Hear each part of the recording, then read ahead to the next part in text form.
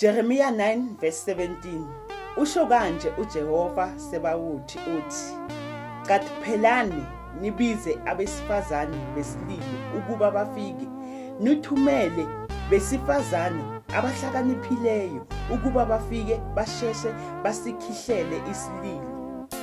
Evesini lika 21, ngokuba ukufa kwenyukele emafasiteleni ethu, kungene ezindlini zethu zamakhosi, ukunquma abantwana ezitaladini nezinsizwa ezigcawini. Amen. Inkosi ayibusise ukufunda kwezwi lakhe. Bazalwane, njengoba izwi likhuluma, lokhu yisiprofeto kimi. uJeremiya washo ukuthi ukufa kuzonyukela emafasiteleni, kungene ezindlini njengoba sokungenile namanje, kungena ngisho ezindlini zamakhosi, kunqume izinsiza ezitaladweni. Sekufikile iCovid-19, isivalele ezindlini, sihlele ezindlini ngokuthi ukufa sekusingenele, kungene endlini. Nathi sesingathi singaphepha sihlale ezindlini ngokuthi uJeremiya wasibona lesiprofeto ukuthi ukufa kuzofika ngelinye lamalanga. Ingakho izwi lithi, bizani abesifazane besilile basheshe bafike basikhihle isilili. Bazalwane, siyazi ukuthi asikwazi ukuhlangana, kepha masingeneni enkonzweni yethu yanamhlanje, noma singakhona ukuhlangana ngokonyama, kepha ngelizwi mahlangane.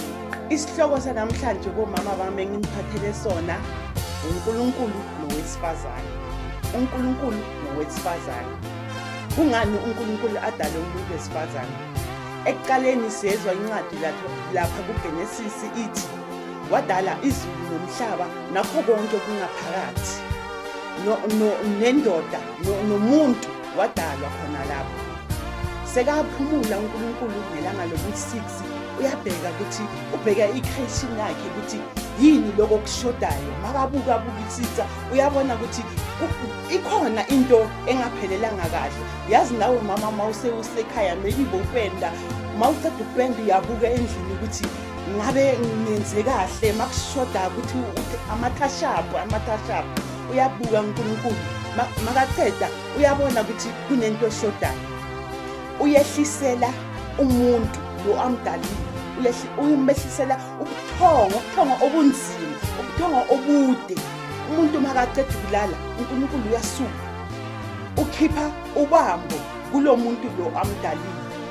Makakhipha ubambo, uyaqala wakha umuntu wesifazane, wakha mina nawe ntombazana, wakha mina nawe mama, wakha mina nawe nkosikazi, wakha mina nawe wonke umuntu wesifazane nje, wakhathi makaceda ukhipha ibambo lapho, uyakha uNkulunkulu, uwakha umuntu wesifazane, uyamakha makamakha lapho, kuqhamuka ingelosi ivela ezulwini, iyambuzisa ukuthi, uNkulunkulu, kungani uthathe isikhathi ukwakha le creature le uyakhayo manje? Kungani uthathe isikhathi eside kangaka? Masibheka lapha encwadini kaGenesis iyasho lapha ukuthi wesifazane, lapha kuGenesis 1 evesini lika 22 ukuthi wesifazane uNkulunkulu wamakha akamdalanga. kuGenesis verse 1 ku-27 ithi uNkulunkulu wadala umuntu.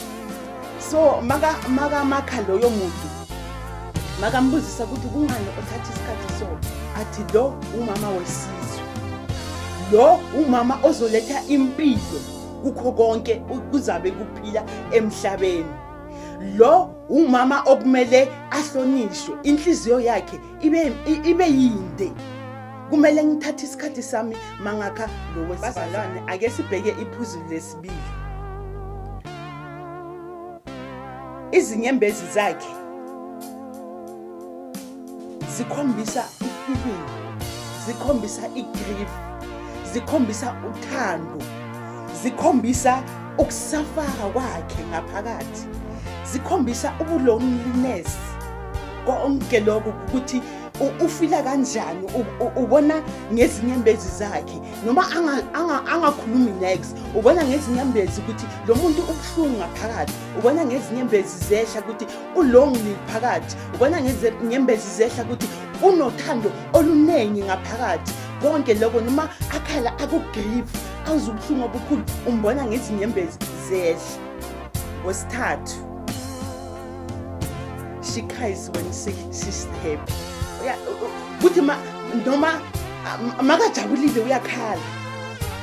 Ngiyibona nje abasifazane mabajabulile, maybe mabaphiwa something nokuthi yazi akhulume, uhluleka ukukhuluma, izinyembezi ziyehla nje, injabulo nakhona ziyehla nje, zikhombisa ukuthi ujabulile ngaphakathi enhlizweni.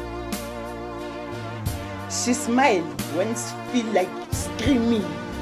Makweza ukuthi ngathi angamemeza kakhulu, uyasmile nje ukuthi kuvaleke konke lokho, uyasmile nje ukuvaleka lokho ukuthi nokuthi ascream uqolela ukuthi asmile. Laugh when she's afraid. Makathuke kakhulu, makasaba, makangasazi ukuthi enzeni, umbona amomotheka nje. Elokugcina bazalwane, uthando lakhe lukhulu kakhulu, is unconditional, alupheli. Umuntu wesifazane lo unakho lezo zinto zikuwe umuntu wesifazane, angazi ukuthi wena uyakhona ukuzikhiphelisela or abanye bayakhona ukuzigciba ukuthi zingabonakala. Ingelosi mayise izwe konke lokho uNkulunkulu akamtshela, iyasondela kulo muntu wesifazane eyamthinta. Mayimthinta imthola soft. Thathi muthi uNkulunkulu lezi zinto ozikhulumayo, lo muntu too soft. Athi yebo, she's too soft but is strong and powerful. Yena umamthinta uzomuzwa soft but yena strong and powerful. Kukho konke uNkulunkulu akudalile umuntu wesifazane ube isicazululo sakho konke lokho, ngokuthi ithema kabheka, khumbula uthema kabheka abona ukuthi kukhona ukushodayo, akha lo muntu wesifazane, so athola i-solution ya everything lebekayenza. So sibe i-solution kuNkulunkulu, i-task yakhe yakhompletwa ngathi makayenza umuntu wesifazane. Thina abantu wesifazane, we are the life giver. Sipha empilo, siyazi ukuthi yithi esithwala abantwana, yithi esibathwala ngisho neba base eyibelethweni zethu, yithi esibakhiphayo ekugcineni sikhipha into ephilayo uyilethe emhlabeni. Isimanga leso kumzali nje mawumbona umntwana adla usho ukuthi uphuma kimi, isimangaliso lokho ukuthi ukujabula okunye angazi ukuthi ukujabula okuhlanganeni nokuthuka or yini, but into enye precious engayenzi noma ubani, eyenza kuwe umuntu wesifazane. Siproduce i-life, we produce life thina abantu wesifazane. Sikhera i-life, the way bengisho ngakhona ukuthi simbamba umuntu 9 months yonke adlale emathumbini wakho, uloku uhamba ama check up, uloku ubuka ukuthi uhleli kahle, bakubuka ama doctor ukuthi uhleli kahle, uloku umgonile noma sekafika emhlabeni usazomgona, usazomkhulisa abe yiwaba or abe wesifazane akhona ukuzimela. Kungakafika isikhathi leso sokuthi azimele, usaselapho njengomuntu wesifazane. Uyachuze thina ukuthi sibe ama producer we life. Yonke into, wonke umuntu ophilayo emhlabeni yithi bomama. Asazini inhloso yethu sibomama ukuthi sizelene emhlabeni.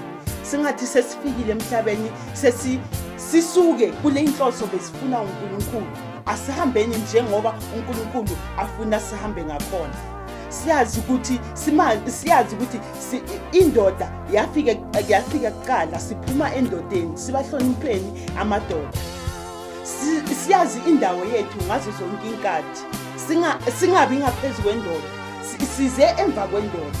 So masazi indawo yethu always ukuthi thina singabobani, singaphumi la uNkulunkulu bekasifuna khona, abe azisolo ukuthi why asenzile. Masihlonipheni uNkulunkulu ukuthi bekafuna ukuthi sibe ngaphasi kwendoda. Masihlale sihlonipha, simazi uNkulunkulu, siyazi indawo yethu ngeenkathi zonke, simazi uNkulunkulu ukuthi uhlala khona. Kungakho ngithi namanje masibopheni inkalo, sibe abomama abaqinile, legciwane sikhuleke ukuthi lisuke. Ngelinye ilanga sizothi masibheke emuva singathembi ukuthi sokuhambe konke. Ngani ngomkhuleko wethu sonke sihlangene sibomama, sihlangene sikhala kuNkulunkulu. The way yasho ngakhona ukuthi mase sizwe ubuhlungu sakhala, masimkhaleleni uNkulunkulu uzosizwela ubuhlungu. Ngalawo amagama abomama ngithi hlalani niyazi ukuthi indawo yenu ukuphi.